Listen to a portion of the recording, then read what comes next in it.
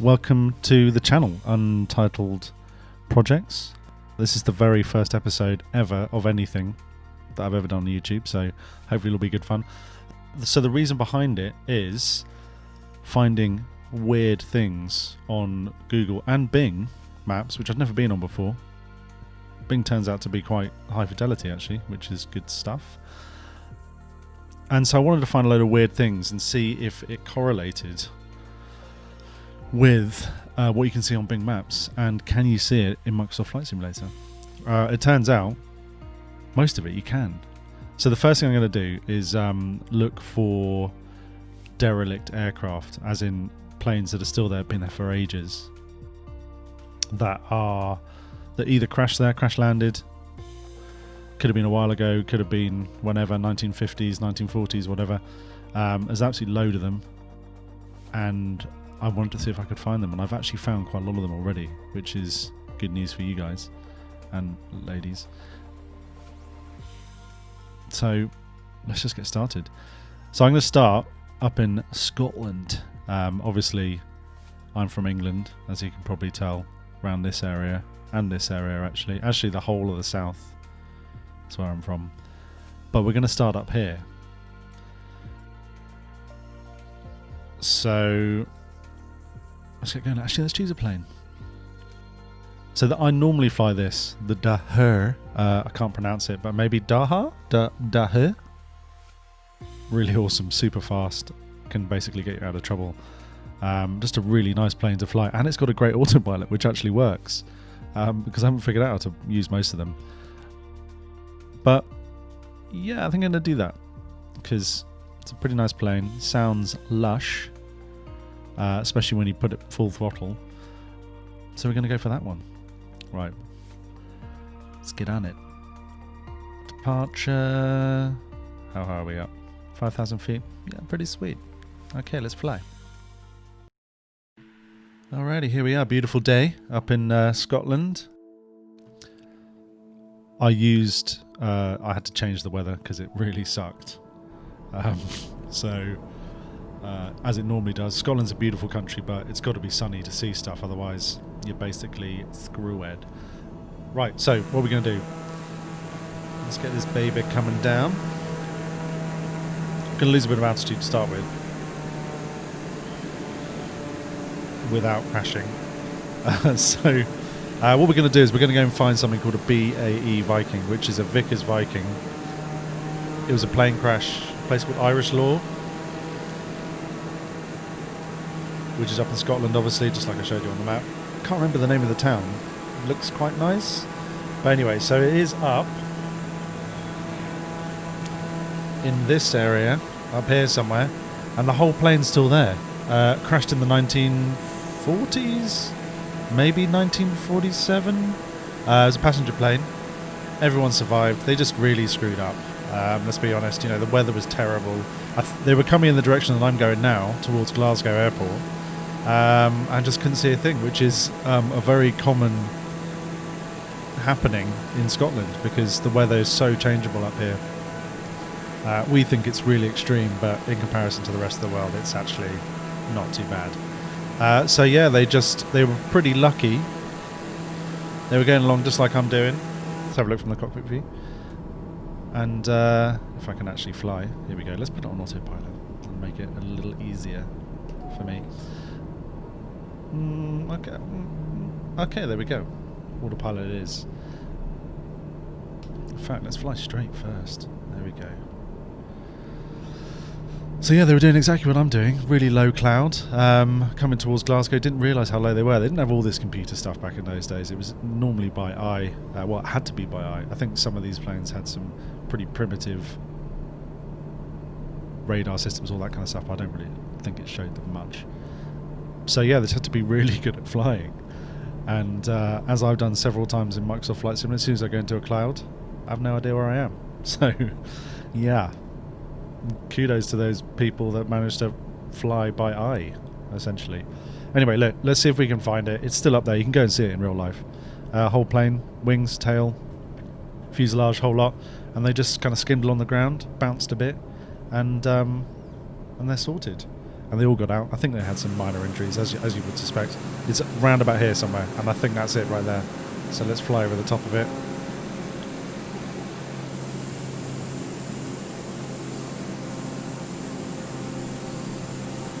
There she is. So yeah, good times. Thanks, Bing. So you can actually see these things. They are truly mapped.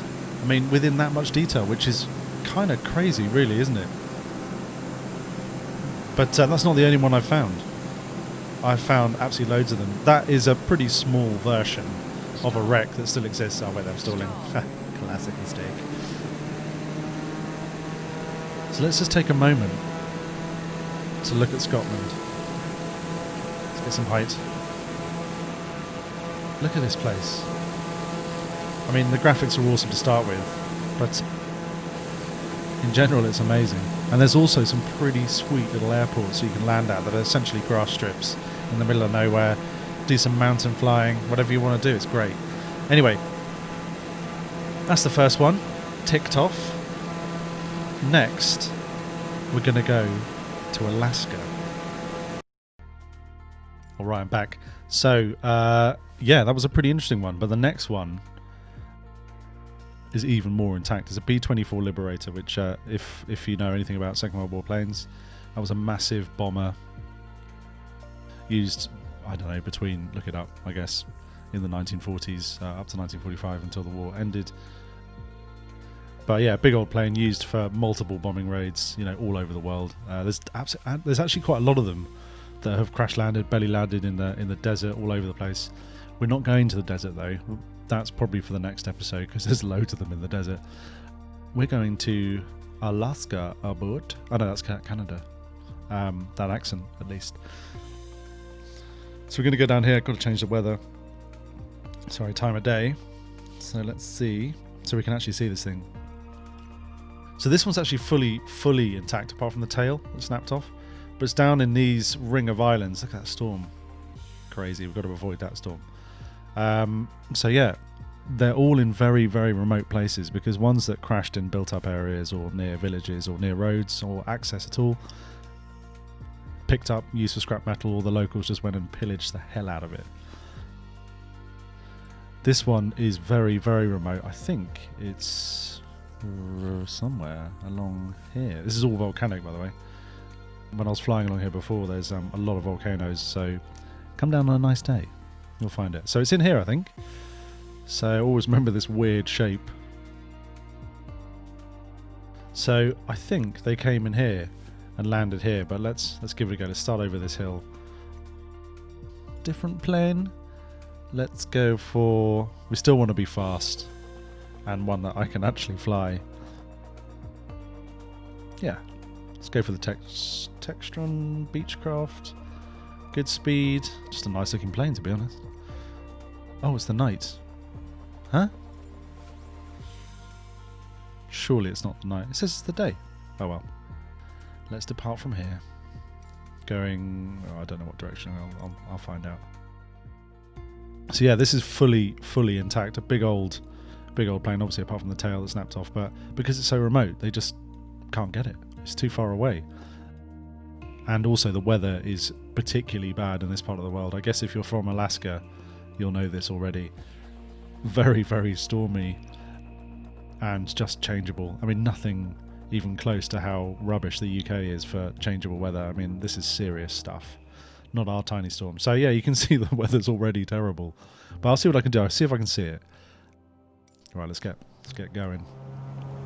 So I've got to turn into this way. Oh, it's nice seeing two engines, isn't it? Yeah, so you can see that this is probably not far off the types of conditions they were flying in anyway. So, a bit of background. 4-engine bomber. Crashed in really horrendous weather, I think, and had, I think, possibly an engine failure. Not entirely sure. Oh, am I even in the right place? Let's fly over this mountain first. I think... it's here. I do believe it's in here. Maybe. Let's find out. Maybe a bit further down. Let's have a look at stuff. It's alright. I'll find it for you. I'll find it for you. So, yeah, flying in terrible weather, had no idea where they were. Again, you know, this is in the 1940s. They haven't got any of this kind of stuff, so they don't know where they are. Well, they do, unless they're really good. Sorry, really bad at finding out. Oh, it's down here. Is it? No. No. Whoa. There is some turbulence today. So, yeah, they had it all pretty bad and had an engine failure, had no idea where to go. There's no airport for a long way around here. So I actually flew from the local airport, which took me about 20 minutes or so. But if you're around all of this stuff and you've got an engine failure, you're like, well, we're going to have to crash somewhere. So they landed in here, and I can imagine with a big old B-24 Liberator, yeah, that's it, B-24. They really couldn't survive with one engine down. Obviously, they can't maintain height, especially when you're around all these places. So, false landing. And I found this one already because you've got to do your research. I don't want to let everyone down. So it's in here. I actually landed here as well. But I'll show it to you. Let's go outside. Looking nice. I'll tell you what, the weather is pretty... Oh, there's sun over there. The weather's pretty awful. I'm getting a lot of turbulence trying to hold this plane in the right place. There you go. So yeah, they all walked away, fortunately. Obviously they had to chill out here for a bit before they were rescued. But yeah, as I said, incredibly remote, so nobody's taken it. You can actually find this on the interweb. Just look it up. It's on Akira Island. Here we go. So let's go above. Tick this baby off. 500. Don't want to lose too much. Very hard to fly from above. So where is it? There she is. Look at that. Yeah, so the whole thing. There's the tail, and there's the main body. I'll do a little flyby, but you can see why they landed here because let's see if we've got a little bit of speed. Get over the top of this. Because there is nowhere else to land. Look at this place. I mean, you're either going to ditch in the sea and freeze to death, which you don't want to do, or let's be careful. Let's be careful. I mean, even that was hard to get out of. I lost a little speed. Or you're going to have to crash on one of these mountains. Here, it looks a bit like Scotland, actually.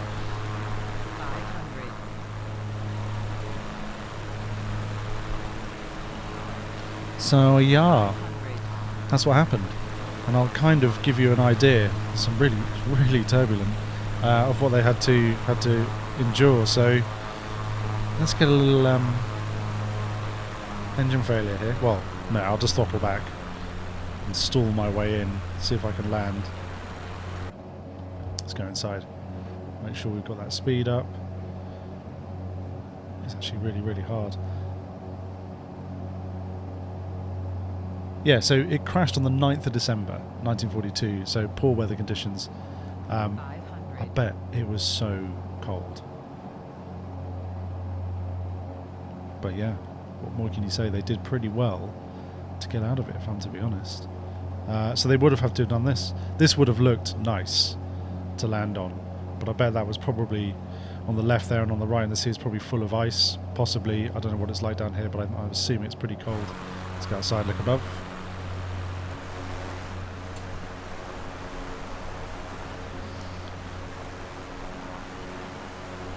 And there she is.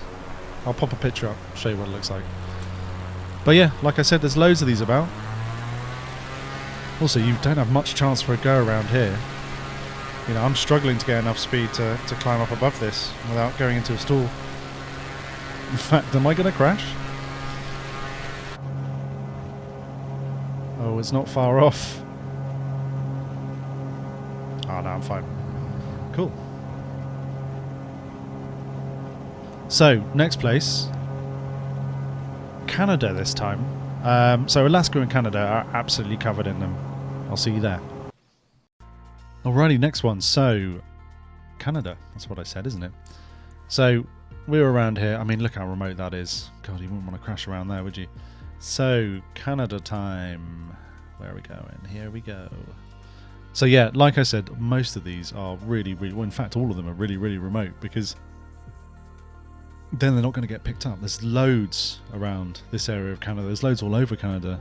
In fact, I found a map the other day that shows every single crash of these types of aircraft, mainly in the kind of, between the 1940s and 1960s, really, when there wasn't a whole lot of technology. Planes weren't actually that reliable in the grand scheme of things, and you had to fly by eye, so you didn't have all this, all this fancy gadgetry that you have nowadays, where you can actually see where you're going.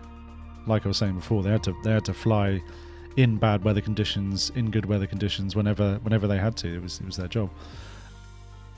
So this particular one, Churchill, is at the end of the runway, but it was coming in for an approach. So let's fly off this one. Let's fly off this runway, and let's go for something that I haven't flown. Maybe should we go for? Let's go for something light and easy.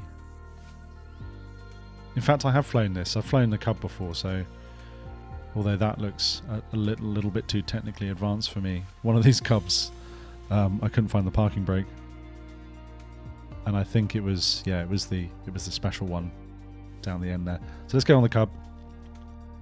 Let's use this as our depart. Oh no, not deleted it. Classic mistake. Oh, so I'm flying from there. Delete departure. What am I doing?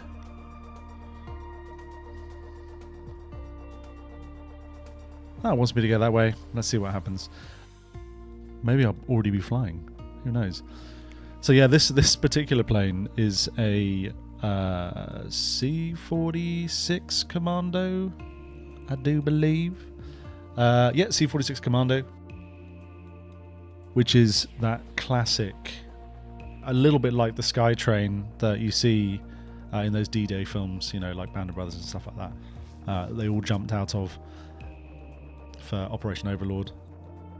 And there are absolutely loads of them. So they obviously made thousands upon thousands of them in the Second World War, and afterwards they were used for all sorts of different things, modified, to carry bulk, to carry animals, to carry people, all sorts of stuff. And there's still loads of them operating, but it seems that all of the crashes, or most of the crashes up in Canada, in some of the really remote places, where they're dropping off cargo at places that really don't have ability to get there by road, or it takes too long, they seem to use the Curtiss C-46 Commando. So that was their go-to, I'm assuming.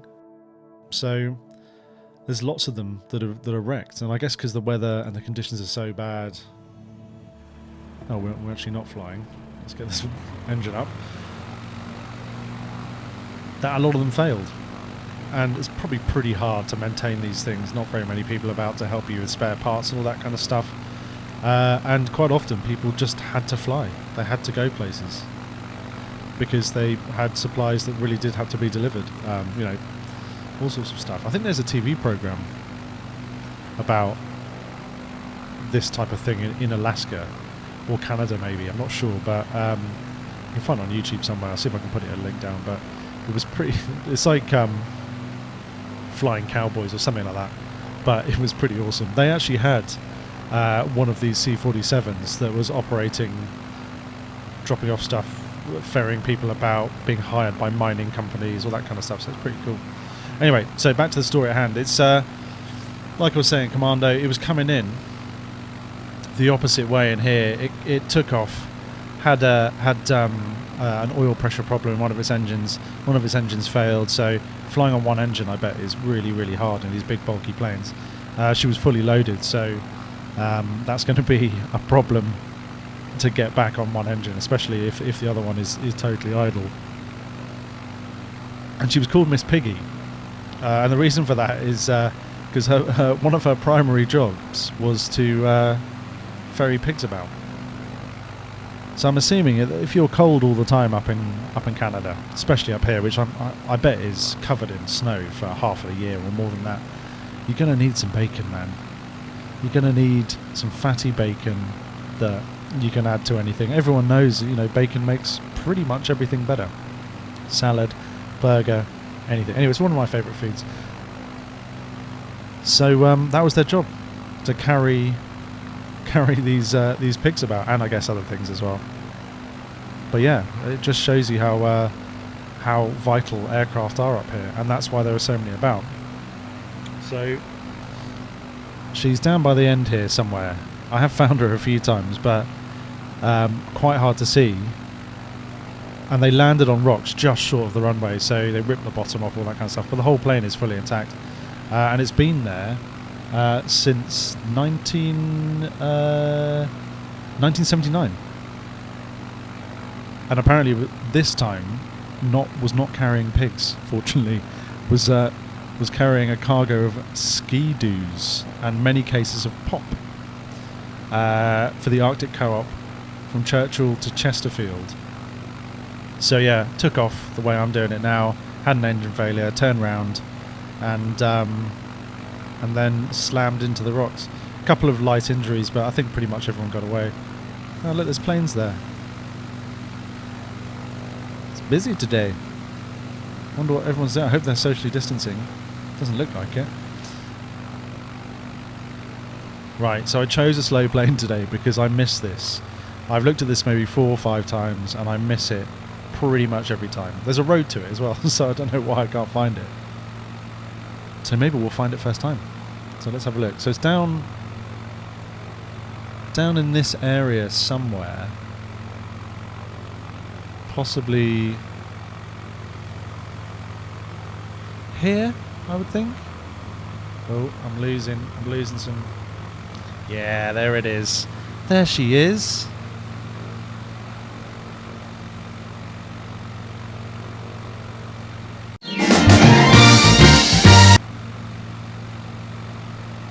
And they've even got a picnic table, according to Wikipedia, where people can just chill out, have a couple of tinnies, which is the British version of cans of beer, and just chill out, maybe have a sandwich. So let's see if we can see it again. I'm going to do another flyby, maybe a little bit lower this time. Tell you what, it's actually quite good flying this plane for looking at stuff, because the Daher is possibly a bit fast for this kind of activity.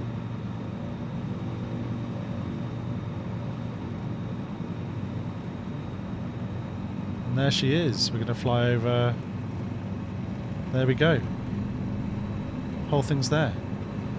So if it was 1980, you know, she's 40 years old. I mean, she's been... Oh, don't want to crash. So that is the third one that we're going to find today. I mean, there's loads of them. I've got a massive list of these things, so I'll keep trying to find them. They're always quite challenging to find, but it's a nice little pastime to do, because when you actually find them, it's you kind of feel pretty cool, which is good for me because I'm never cool. Right, so let's just do a quick little landing and just look at that plane again. Very nice. Right. Let's head on in. Perfect height, little oh, a little bit high. 2 yellows. Let's get some flaps down. 1 level, 2 levels, still too high. There's no wind really today, which is nice. In comparison to Akira, Island Akira a second ago. I mean, that was crazy times.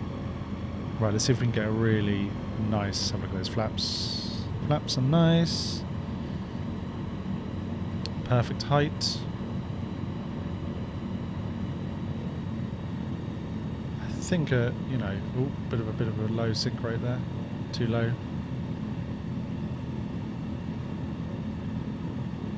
Come on, just kiss that runway. Oh, come on. Oh, lovely. Oh, there we go. And that's it. So, so watch out for the next episode. I've got loads of these planes to find. I've got a massive list, all still there. I've checked some of them I haven't. But it seems that Bing Maps tells the truth. Anyway, catch up with you next episode. See ya.